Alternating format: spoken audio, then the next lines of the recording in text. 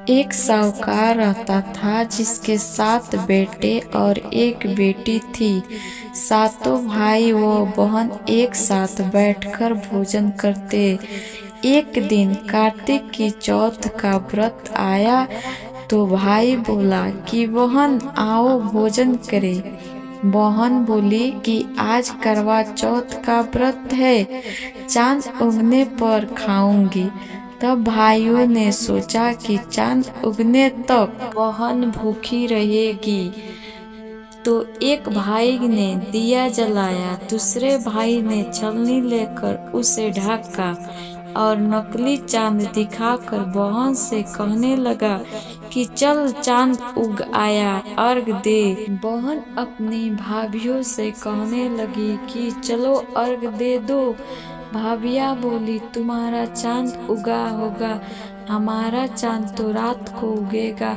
बहन ने जब अकेले ही अर्घ दे लिया और खाने लगी तो पहले ही ग्रास में बाल आ गया, दूसरे ग्रास में कंकड़ आया और जब तीसरा ग्रास मुंह की ओर किया तो उसकी ससुराल से संदेश आ गया कि उसका पति बहुत बीमार है, जल्दी भेजो। माँ ने जब लड़की को विदा करते समय कहा कि रास्ते में जो भी मिले उसके पांव लागू करना और जो कोई सुहाग की आशीष दे तो पल्ले में गांठ लगाकर उसे कुछ रुपये देना। बहन जब भाइयों से विदा हुई तो रास्ते में जो भी मिला उसने यही आशीष दी कि तुम 7 भाइयों की बहन हो, तुम्हारे भाई सुखी रहे और तुम उनका सुख देखो। सुहाग की आशीष किसी ने भी नहीं दी। जब वो ससुराल पहुंची तो दरवाजे पर उसकी छोटी ननद खड़ी थी, वहां उसके भी पांव लगी तो उसने कहा कि सुहागन रहो, सपूती हो। तो उसने यह सुनकर पल्ले में गांठ बांधी और ननद को सोने को सिक्का दे दिया। तब भीतर गई तो सास ने कहा कि उसका पति धरती पर पड़ा है, तो वह उसके पास जाकर उसकी सेवा करने के लिए बैठ गई।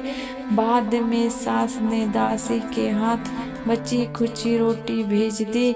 इस प्रकार से समय बीतते बीतते मांगशीर की चौथ आई तो चौथ माता बोली करवा ले भाइयों की प्यारी करवा ले।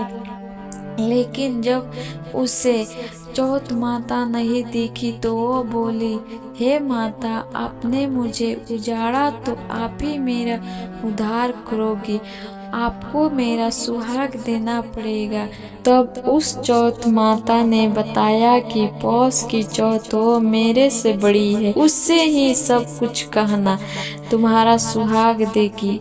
पौष की चौथ आकर चली गई, माघ की फागुन की चौथ आकर चली गई, चैत बैसाख जेठ आषाढ़ और श्रावण भादो की सभी चौथ आई और यही कहकर चली गई कि आगे वाली को कहना।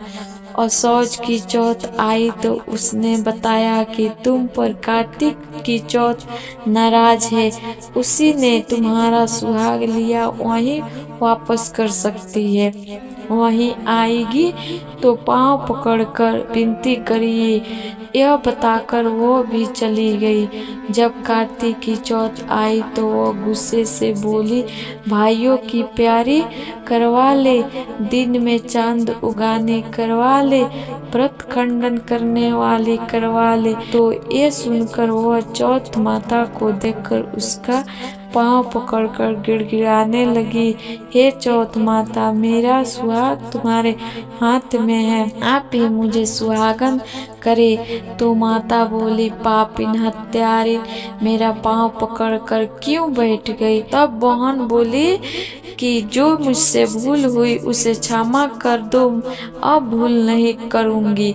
तो चौथ माता ने प्रसन्न होकर आंखों से काजल, नाखून में से मेहंदी और छिक्के में से रोली लेकर छोटी उंगली से उसके आदमी पर छींटा दिया तो वह उठकर बैठ गया और बोला कि आज मैं बहुत सोया। वह बोली, क्या सोया? मुझे तो 12 महीने हो गए। अब जाकर चौथ माता ने सुहाग लौटाया। तब उसने कहा कि जल्दी से माता का पूजन करो। जब चौथ की कहानी सुनी, करवा पूजन किया तो प्रसाद खाकर दोनों पति पत्नी चौपड़ खेलने बैठ गए। नीचे से दासी आई, उसने उन दोनों को चौपड़ पासे से खेलते देखा तो उसने सासू जी को जाकर बताया। तब से सारे गांव में प्रसिद्ध होती गई कि सब स्त्रियां चौथ का व्रत करे तो सुहाग अटल रहेगा। जिस तरह से साहूकार की बेटी को सुहाग दिया, उसी तरह से चौथ माता सबको सुहागिन रखे। यही करवा चौथ का व्रत की पुरातन महिमा है।